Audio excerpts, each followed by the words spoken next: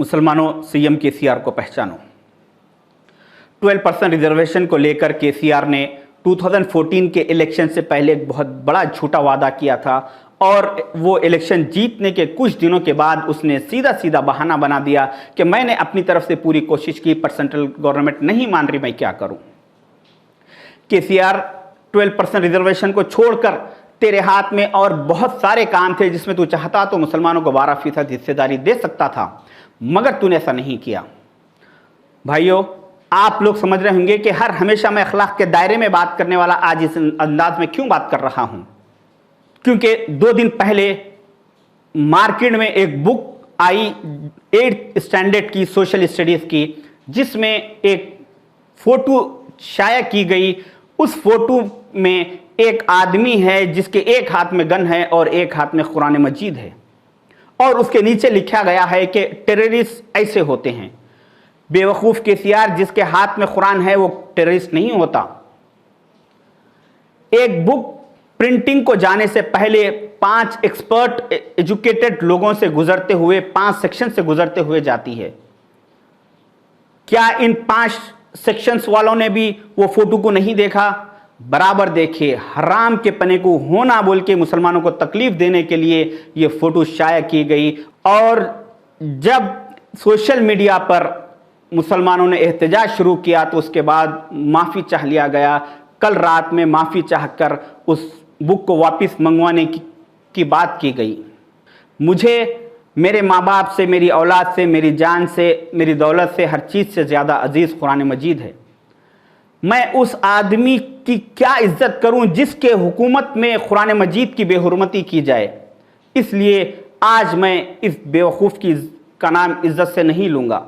हमारे से इसको ज़बान पे मोहब्बत और दिल में नफ़रत के सिवा और कुछ भी नहीं है। मैं आपको इसका सबूत दूंगा, उससे पहले आप उसकी मुंह ज़बानी सुनिए। आप मुझे ताकत दो, टीआरएस के सरकार लाओ और टीआरएस के एमपीज को जिताओ। पहले 4 महीने के अंदर ही 12% रिजर्वेशन अमल करके बताऊंगा तमिलनाडु के शक्ल में। ये केसीआर का वायदा है, मैं वायदा का पक्का रहूंगा, ये मैं आपसे वायदा करता हूं।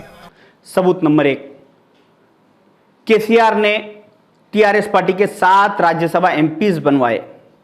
राज्यसभा एमपी के लिए कोई पब्लिक वोटिंग नहीं होती, कोई इलेक्शन नहीं होता।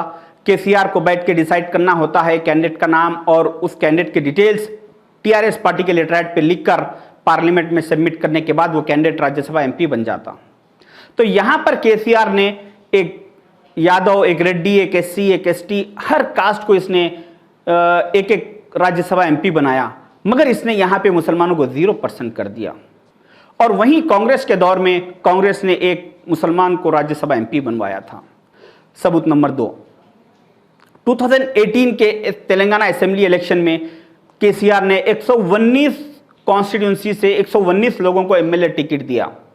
अगर वो चाहता तो मुसलमानों को 12% टिकट यहां पर दे सकता था, या कम से कम 6% दे सकता था, मगर उसने सिर्फ चारमीनार, बहादुरपुरा और बोधन कॉन्स्टिट्यूंसी से सिर्फ 3 मुसलमानों को एमएलए टिकट दिया। अगर ये 8 से 10 मुसलमानों को टिकट देता तो इसको रोकने वाला कौन था? कोई नहीं, मगर इसको हमारे से ज़बान पे मोहब्बत और दिल में नफ़रत के सिवा और कुछ भी नहीं है। वहीं कांग्रेस ने 2018 के असेंबली इलेक्शन में 8 मुसलमानों को एमएलए टिकट दिया। सबूत नंबर 3, 2019 के पार्लियामेंट इलेक्शन में केसीआर ने तेलंगाना के 17 पार्लियामेंट कॉन्स्टिट्यूंसी से 17 लोगों को एमपी टिकट दिया, और यहां पर भी इसने मुसलमानों को 0% कर दिया। अगर ये चाहता तो 1 या 2 टिकट मुसलमानों को दे सकता था, मगर इसने ऐसा नहीं किया। वहीं कांग्रेस ने 17 में से 1 मुसलमान को एमपी टिकट दिया था। भाइयों, किसी झाड़ का अगर पत्ता झड़ जाए तो फिर लग जाता, किसी झाड़ की डगाली कट जाए तो फिर उग जाती, मगर जिस झाड़ की जड़ें कट जाए वो झाड़ फिर नहीं उठता।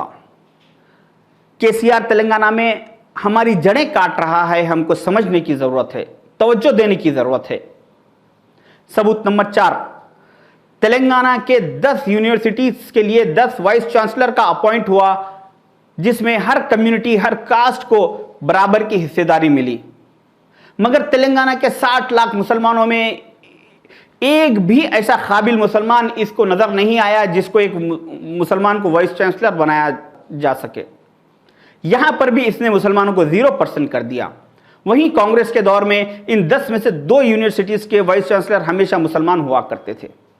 सबूत number 5, Telangana public service commission एक ऐसा डिपार्टमेंट है गवर्नमेंट का जो स्टेट गवर्नमेंट में कितने वैकेंसीज खाली है और कितने लोगों को अपॉइंट करना है और कितने लोग रिटायर्ड हो रहे हैं और उनकी सीटों पे किसको फुलफिल करना है, किसको कहां से ट्रांसफर करना है, ये सारा तकरीबन काम Telangana public service commission department ही देखता है।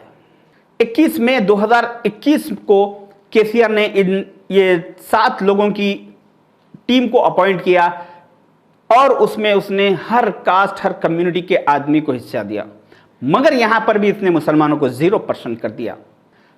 आजादी के बाद से आज तक जब कभी भी पब्लिक सर्विस कमीशन डिपार्टमेंट की 7 लोगों की टीम अपॉइंट हुई, उसमें हर हमेशा 1 या 2 मुसलमान रहे। यह तारीख का पिछले 75 साल का पहला वाकया है जिसमें बगैर किसी मुसलमान के पब्लिक सर्विस कमीशन डिपार्टमेंट की टीम को अपॉइंट किया गया है। यहां पर भी इसने मुसलमानों को 0% कर दिया।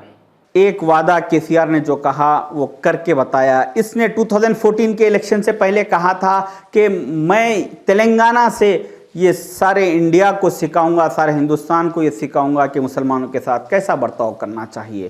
पूरे हिंदुस्तान तेलंगाना रियासत से सीखेगा मुसलमानों के साथ कैसा बर्ताव को करना चाहिए, कैसा रहना चाहिए। देश को हम सबक सिखाएंगे यहाँ से, ये मैं आपको वायदा करता हूँ। आज अदर पॉलिटिकल पार्टीज को इसने सिखाया इंडिया के कि मुसलमानों को इलेक्शन से पहले झूठे वादे करो और उनके वोट हासिल करके इख्तिदार पे आओ और उसके बाद इनको हर डिपार्टमेंट से, यूनिवर्सिटी से, पब्लिक सर्विस कमीशन डिपार्टमेंटों से, हर डिपार्टमेंट से इनको निकाल दो, इनको 0% करके इनको कंप्लीटली दबा के अपने कंट्रोल में रखो। ये काम इसने सारे इंडिया को सिखाया। इसीलिए मैं कहता हूँ मुसलमानों, सीएम केसीआर को पहचानो। ये मेरा पार्ट 10 है, इसके और आगे 90 पार्ट्स आने वाले हैं, उसमें इस केसीआर की हकीकत आपके सामने रखूंगा।